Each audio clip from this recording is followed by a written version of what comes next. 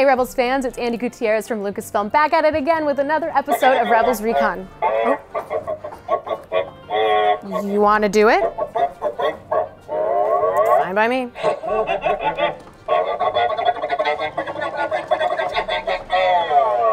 You're supposed to say this is Rebels Recon.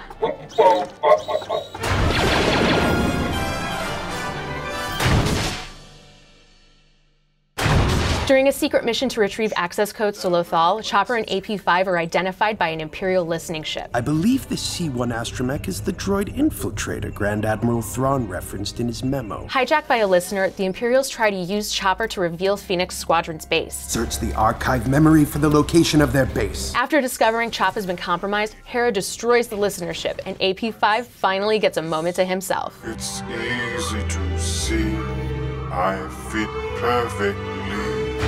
Double Agent Droid gave us a closer look at Chopper and AP-5's dynamic. I sat down with cast and crew to talk about the challenges of working with Chopper, learning a little bit more about the Imperial listeners, and getting to the bottom of AP-5's moment of zen. Check it out.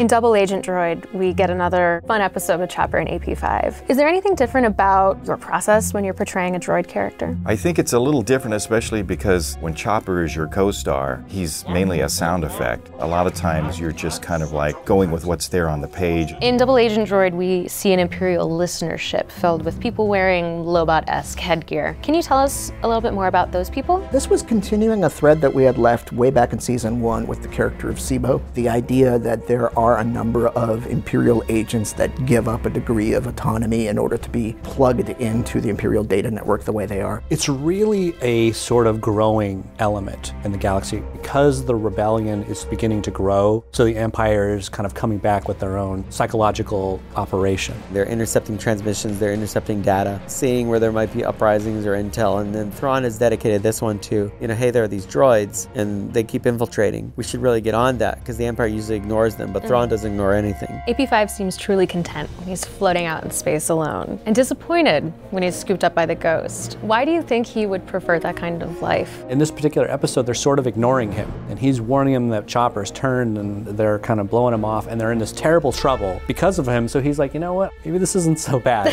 He tolerates the presence of the rebels. I think he gets, because the Empire had no use for him, he was kind of going to be decommissioned, that it's better to be with them, but he just suffers under their lack of organization and structure. So in some ways, he would like to just float out there and let his battery die. He either wants one of two things: stuff to organize and to be left alone. So I imagine if he's free floating in the cosmos, he could probably catalog all the stars around him, and that's his happy place. As he's floating, AP-5 sings a great little song. Was this in the script, or was it something that was just created as you were recording? This was in the script. I remember asking Dave Filoni, I said, are we really? I just pictured him alone in space. It's so different for him. I thought it'd be funny if he kind of just spun it and doesn't even realize that in this euphoric moment he starts to sing. And I just think it's funny. I mean, it's this very bizarre moment, but with these episodes, I think you want to go weird. Half the audience will call them filler. I know that now. I can't be like Dower and Obi-Wan serious every week, that's yet to come.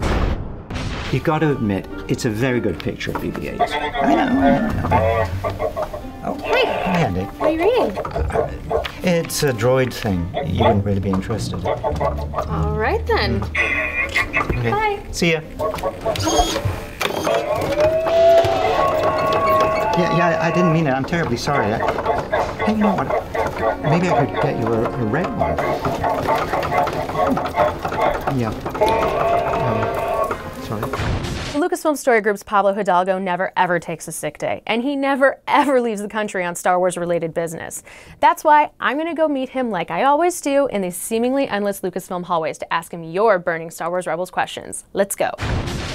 All right, I finally find Pablo's real office. Hey, you're not Pablo. Well, can I ask you a Rebels question? It has to do with you, so it's appropriate. Jay Sandlin Ryder asks, who paints Chopper, or you, I guess, for covert missions without Sabine around? So you're saying that there's more than one way to paint a droid, and any of the flight deck crew that are working on starfighters on Atollon could have painted you? Right. But there's no telling if you would even let them, or how many injuries resulted from somebody other than Sabine trying to paint you. And that's a story you have to be told? Got it. Thanks, Chopper. Huh, that was unexpected. If you have more questions about Double Agent Droid, tweet them to @StarWars using the hashtag RebelsRecon, and we'll answer what we can online. Now, it's the moment you've all been waiting for, the clip from our next highly anticipated episode, Twin Suns. Enjoy.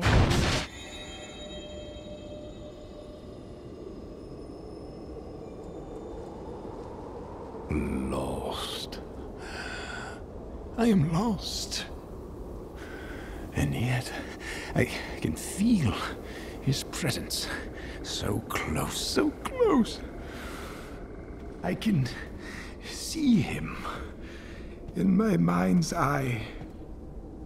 Kenobi. Kenobi! Thanks for watching Rebels Recon. We'll be back next week with a can't miss episode. But if you're hungering for more Rebels info in the meantime, check out the episode guide for Double Agent Droid on StarWars.com on Monday. And get ready for Twin Suns. Thanks again, and I'll see you next week.